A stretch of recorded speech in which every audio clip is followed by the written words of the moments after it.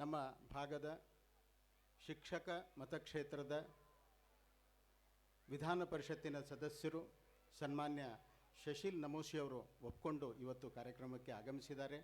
ಅವರಿಗೆ ವಿದ್ಯಾಕೇಂದ್ರದ ವತಿಯಿಂದ ಅತ್ಯಂತ ಆದರಪೂರ್ವಕವಾದ ಸ್ವಾಗತವನ್ನು ಕೋರ್ತಾ ಇದ್ದೀನಿ. ಶ್ರೀಯುತ ಶಶೀಲ್ ನಮೋಶಿಯವರು ಈ ಭಾಗದ ಜನರಿಗೆ ಪರಿಚಯದ ಅಗತ್ಯ ಇಲ್ಲ, ಔಪಚಾರಿಕವಾಗಿ ಕೆಲವು ಸಂಗತಿಗಳು. ಇತ್ತೀಚೆಗೆ ಶರಣಬಸವೇಶ್ವರ ವಿಶ್ವವಿದ್ಯಾಲಯದಿಂದ ಗೌರವ ಡಾಕ್ಟರೇಟ್ ಅವರಿಗೆ ಆ ಒಂದು ಪ್ರಶಸ್ತಿ ಕೂಡ ಪ್ರದಾನ ಆಗಿದೆ.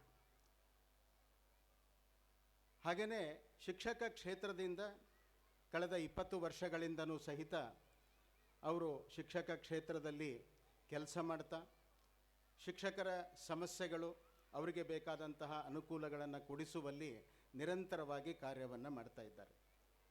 ಈ ಮುಂಚೆ ನಂಜುಂಡಪ್ಪ ಆಯೋಗದ ವರದಿಯ ಅನುಷ್ಠಾನಕ್ಕೆ ಸಂಬಂಧಪಟ್ಟಂತಹ ಒಂದು ಸಮಿತಿಯ ಅಧ್ಯಕ್ಷರು ಕೂಡ ಶ್ರೀಯುತ ಶಶೀಲ್ ನಮೋಶಿಯವರು ಆಗಿದ್ದರು.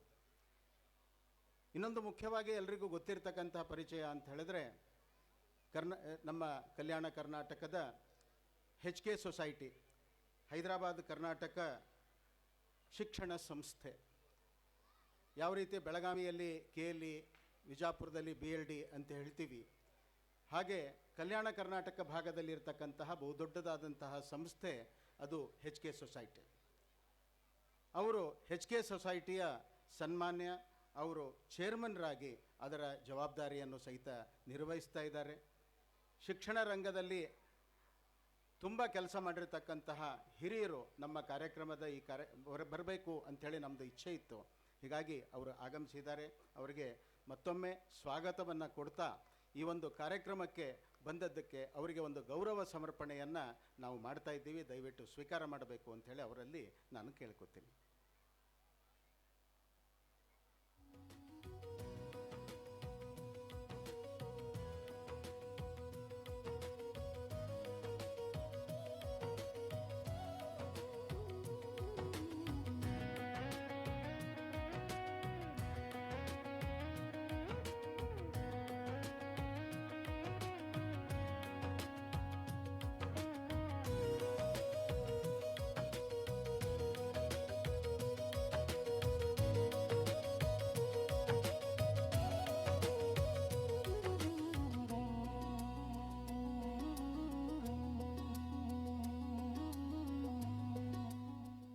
ಕಾರ್ಯಕ್ರಮಕ್ಕೆ ಆಗಮಿಸಿರ್ತಕ್ಕಂತಹ ಇನ್ನೊಬ್ಬ ಹಿರಿಯರು ಈ ಕಾರ್ಯಕ್ರಮದಲ್ಲಿ ದಿಕ್ಸೂಚಿ ಭಾಷಣವನ್ನು ಮಾಡಲಿಕ್ಕೆ ಆಗಮಿಸಿರ್ತಕ್ಕಂತಹ ವಿದ್ಯಾಭಾರತೀಯ ಕರ್ನಾಟಕ ರಾಜ್ಯದ ಅಧ್ಯಕ್ಷರು ಶ್ರೀಯುತ ಪರಮೇಶ್ವರ ಹೆಗಡೆ ಅವರಿಗೆ ನಾನು ವಿದ್ಯಾಕೇಂದ್ರದ ವತಿಯಿಂದ ಅತ್ಯಂತ ಹೃತ್ಪೂರ್ವಕವಾದಂತಹ ಸ್ವಾಗತವನ್ನು ಕೋರ್ತಾ ಇದ್ದೀನಿ. ಶ್ರೀಯುತ ಪರಮೇಶ್ವರ ಹೆಗಡೆಯವರು ಬೆಳಗಾವಿಯ ನಿವಾಸಿಗಳು. ಬೆಳಗಾವಿಯಲ್ಲಿ ಅವರು ಉದ್ಯಮಿಗಳು, ದೊಡ್ಡದಾದಂತಹ ಉದ್ಯಮ ಅವ್ರದ್ದಿದೆ. ಅದರ ಜೊತೆಗೆ ಬೆಳಗಾವಿಯಲ್ಲಿ ಒಂದು ಪ್ರತಿಷ್ಠಿತವಾದಂತಹ ಶಿಕ್ಷಣ ಸಂಸ್ಥೆ ಸಂತ ಮೀರಾ ಇಂಗ್ಲೀಷ್ ಮೀಡಿಯಂ ಸ್ಕೂಲ್, ಆ ಒಂದು ಶಾಲೆಗೆ ಕಳೆದ 25 ವರ್ಷಗಳಿಂದ ಶ್ರೀಯುತ ಪರಮೇಶ್ವರ ಹೆಗಡೆಯವರು ಅಧ್ಯಕ್ಷರು. ವಿದ್ಯಾಭಾರತಿಗೆ ಅವರು ಈಗ ಕರ್ನಾಟಕ ರಾಜ್ಯದ ಅಧ್ಯಕ್ಷರು. ಅವರು ಇವತ್ತು ನಮ್ಮ ಕಾರ್ಯಕ್ರಮಕ್ಕೆ ದಿಕ್ಸೂಚಿ ಭಾಷಣ ಮಾಡಲಿಕ್ಕೆ ಬೆಳಗಾವಿಯಿಂದ ಆಗಮಿಸಿದ್ದಾರೆ. ಅವರಿಗೆ ಮತ್ತೊಮ್ಮೆ ಸ್ವಾಗತವನ್ನು ಹೇಳ್ತಾ ನಮ್ಮ ಗೌರವವನ್ನು ಸ್ವೀಕರಿಸಬೇಕು ಅಂಥೇಳಿ ಕೇಳ್ಕೊತೀನಿ.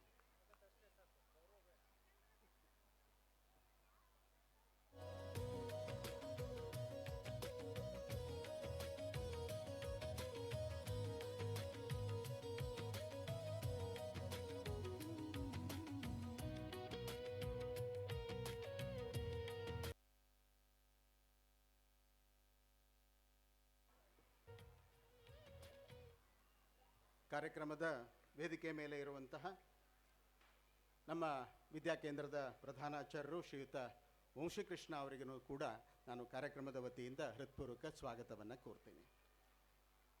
ಈ ಒಂದು ಕಾರ್ಯಕ್ರಮಕ್ಕೆ ಆಗಮಿಸಿರ್ತಕ್ಕಂತಹ ರಾಷ್ಟ್ರೋತ್ಥಾನದ ಇಲ್ಲಿಯ ಸಮಿತಿ, ಹಾಗೆಯೇ ಸಂಘದ ಅನೇಕ ಹಿರಿಕಿರಿಯ ಕಾರ್ಯಕರ್ತರು, ವಿದ್ಯಾಭಾರತೀಯ ಪ್ರಾಂತ ಸಂಘಟನಾ ಮಂತ್ರಿಯಿಂದ ಅನೇಕರು ಈ ಕಾರ್ಯಕ್ರಮದಲ್ಲಿ ಉಪಸ್ಥಿತರಿದ್ದಾರೆ. ನಮ್ಮ ಹಿರಿಯರು ಅವರೆಲ್ಲರಿಗೂ ಸಹಿತ ವಿದ್ಯಾಕೇಂದ್ರದ ವತಿಯಿಂದ ಅತ್ಯಂತ ಆದರಪೂರ್ವಕವಾದ ಸ್ವಾಗತವನ್ನು ಕೋರ್ತೀನಿ. ಹಾಗೆಯೇ ಇದರ ಜೊತೆಗೆ ಇವತ್ತು ಬಂದಿರತಕ್ಕಂತಹ ಎಲ್ಲ ಮಕ್ಕಳ ಅಪ್ಪ ಅಮ್ಮ ಅಜ್ಜ ಅಜ್ಜಿ ಅಕ್ಕ ತಂಗಿ ಯಾರ್ಯಾರು ಈ ಕಾರ್ಯಕ್ರಮಕ್ಕೆ ಬಂದಿದ್ದೀರೋ ಅವರೆಲ್ಲರಿಗೂ ಸಹಿತ ವಿದ್ಯಾಕೇಂದ್ರದ ವತಿಯಿಂದ ಹೃತ್ಪೂರ್ವಕವಾದಂತಹ ಸ್ವಾಗತ ಮತ್ತು ಸುಸ್ವಾಗತ. ಹಾಗೆಯೇ ಇದರ ಜೊತೆಗೆ ಪತ್ರಕರ್ತ ಬಂಧುಗಳು, ನಮ್ಮ ಕಾರ್ಯಕ್ರಮದ ಪೂರ್ವದಲ್ಲಿನೂ ಅನೇಕ ಪತ್ರಿಕೆಗಳಲ್ಲಿ ಅನೇಕ ವಿಷಯಗಳು ವಿದ್ಯಾಕೇಂದ್ರದ ವತಿಯಿಂದ ಬರ್ತಾ ಇದೆ. ಹಾಗಾಗಿ ಎಲ್ಲ ಆ ಮಾಧ್ಯಮದ ಮಿತ್ರರಿಗೆ ಹೃತ್ಪೂರ್ವಕವಾದಂತಹ ಸ್ವಾಗತವನ್ನು ಕೋರ್ತೀನಿ. ಈ ಒಂದು ರಾಷ್ಟ್ರೋತ್ಥಾನ ಪರಿಷತ್ತು ಅದಕ್ಕೆ ಸಂಬಂಧಪಟ್ಟಂತೆ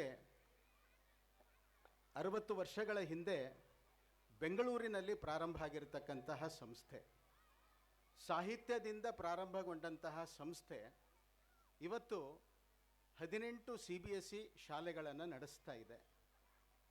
ಒಟ್ಟು 4 ಮುಖಗಳಲ್ಲಿ ರಾಷ್ಟ್ರೋತ್ಥಾನ ಪರಿಷತ್ತಿನ ಕಾರ್ಯಗಳು. ಒಂದು ಸಾಹಿತ್ಯ, ಭಾರತಿ ಸಣ್ಣ ಪುಸ್ತಕಗಳಿಂದ ಹಿಡಿದು ಗ್ರಂಥಗಳವರೆಗೆ ಸಾಹಿತ್ಯದ ಪ್ರಕಾಶನ, ರಾಜ್ಯ ಪಠ್ಯಕ್ರಮ ಮತ್ತು CBSE ಪಠ್ಯಕ್ರಮಗಳು ಇರತಕ್ಕಂತಹ ಶೈಕ್ಷಣಿಕ ಚಟುವಟಿಕೆ. ಎರಡನೇ ಕೆಲಸ ಅಂತ ಹೇಳಿದರೆ ಶಿಕ್ಷಣ. ಮೂರನೇದು ಅಂತ ಹೇಳಿದರೆ ಸೇವಾ. ಬೆಂಗಳೂರಿನ ಸುಮಾರು 200 ಸೇವಾ ಬಸ್ತಿಗಳು, ಯಾವುದನ್ನು ನಾವು ಸ್ಲಮ್ ಅಂತ ಹೇಳ್ತೀವಿ, ಅಂಥಲ್ಲಿ ರಾಷ್ಟ್ರೋತ್ಥಾನದ ಕೆಲಸಗಳು. ಅದರ ಜೊತೆಗೆ ಯೋಗ ಕೇಂದ್ರಗಳು, ಬ್ಲಡ್ ಬ್ಯಾಂಕು ಇದೆಲ್ಲ ನಡೀತಾ ಇದೆ. ಇದರ ಜೊತೆಗೆ ಇನ್ನೊಂದು ಕೆಲಸ ಅಂತ ಹೇಳಿದರೆ ಆರೋಗ್ಯ. ಜಯದೇವರ ಹೆಸರಿನಿಂದ ರಾಷ್ಟ್ರೋತ್ಥಾನ ಆಸ್ಪತ್ರೆ ಬೆಂಗಳೂರಿನಲ್ಲಿ 162 ಬೆಡ್ಡಿನ ಆಸ್ಪತ್ರೆ ವ್ಯವಸ್ಥಿತವಾಗಿ ಕೆಲಸ ಮಾಡ್ತಾ ಇದೆ. ಹೀಗಾಗಿ ಸಾಹಿತ್ಯ, ಶಿಕ್ಷಣ, ಸೇವೆ ಮತ್ತು ಆರೋಗ್ಯ ಈ 4 ವಿಭಾಗಗಳಲ್ಲಿ ಸ್ವಸ್ಥ ಸುಸ್ಥಿರ ಸಮಾಜ ನಿರ್ಮಾಣದ ಧ್ಯೇಯವನ್ನು ಇಟ್ಕೊಂಡು ರಾಷ್ಟ್ರೋತ್ಥಾನ ಪರಿಷತ್ತು 60 ವರ್ಷಗಳಿಂದ ಕೆಲಸ ಮಾಡ್ತಾ ಇದೆ. ಈ ವರ್ಷ ರಾಷ್ಟ್ರೋತ್ಥಾನ ಪರಿಷತ್ತಿಗೆ 60. ಷಷ್ಠಿಪೂರ್ತಿ ಅನ್ನುವ ವಿಷಯದಲ್ಲಿ ಅನೇಕ ಕಾರ್ಯಕ್ರಮಗಳನ್ನು ನಾವು ಮಾಡುವಾಗ ನಮ್ಮೆಲ್ಲ ಪೋಷಕರು ಅದಕ್ಕೆ ತಾವೆಲ್ಲರೂ ಸಹಿತ ಸಾಕ್ಷಿಯೂ ಆಗಿದ್ದೀರಿ, ಸಹಕಾರವನ್ನು ನೀಡಿದ್ದೀರಿ. ಅಂತಹ ಒಂದೆರಡು ಕಾರ್ಯಕ್ರಮಗಳನ್ನು ನಾನು ಉಲ್ಲೇಖ ಮಾಡ್ತೀನಿ. ಮನೆಗಳಲ್ಲಿ ಭಾರತ ಮಾತಾ ಪೂಜನ ಕಾರ್ಯಕ್ರಮ ನಡಿಬೇಕು.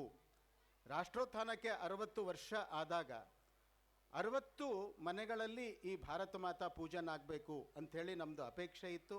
ಪ್ರಯತ್ನವನ್ನು ನಾವು ಹಾಕಿದ್ವಿ. 65 ಮನೆಗಳಲ್ಲಿ 65 ನಮ್ಮದು ಭಾರತ ಮಾತಾ ಪೂಜನ್ ನಡೆದಿದೆ. ಒಟ್ಟು 3200 ಜನ ಆ ಕಾರ್ಯಕ್ರಮದಲ್ಲಿ ಭಾಗವಹಿಸಿದ್ದಾರೆ. ಹೀಗಾಗಿ ಒಂದು ಭಾರತ ಮಾತಾ ಪೂಜನ್ ಆ ರಾಷ್ಟ್ರೋತ್ಥಾನ 60ರ ಸಂದರ್ಭದಲ್ಲಿ ನಡೆದಿತ್ತು.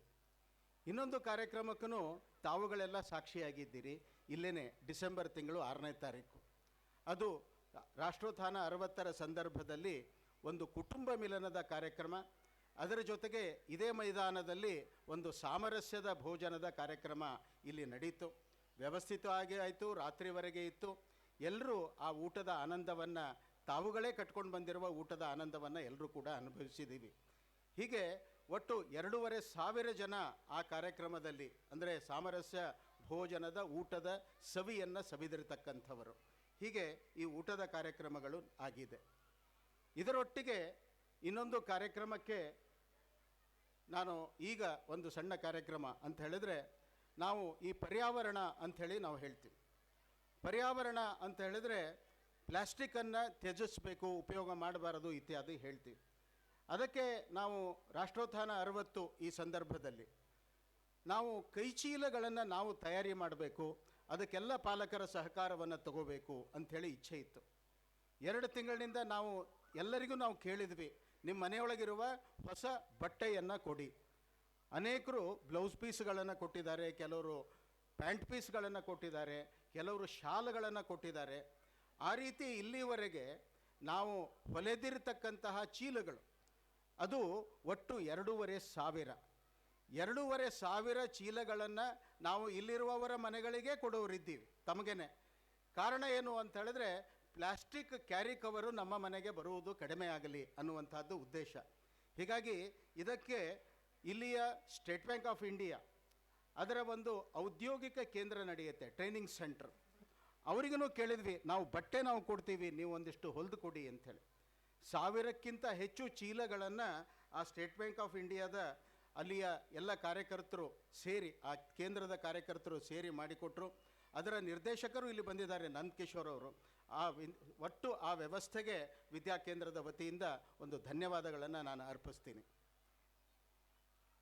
ಹೀಗೆ ಈ ಒಂದು ಚೀಲಗಳು ಅಂಥೇಳಿ ನಾನೇನು ಹೇಳಿದೆ, ಸಾಂಕೇತಿಕವಾಗಿ ಒಂದಿಷ್ಟು ಜನರಿಗೆ ಈ ಚೀಲಗಳನ್ನು ಇವತ್ತೇ ವೇದಿಕೆಯ ಮೇಲೆ ಇರುವಂತಹ ಹಿರಿಯರು ಆ ಬಟ್ಟೆ ಚೀಲಗಳನ್ನು ಕೊಡಬೇಕು ಅಂಥೇಳಿ ನಮ್ಮದು ಇಚ್ಛೆ.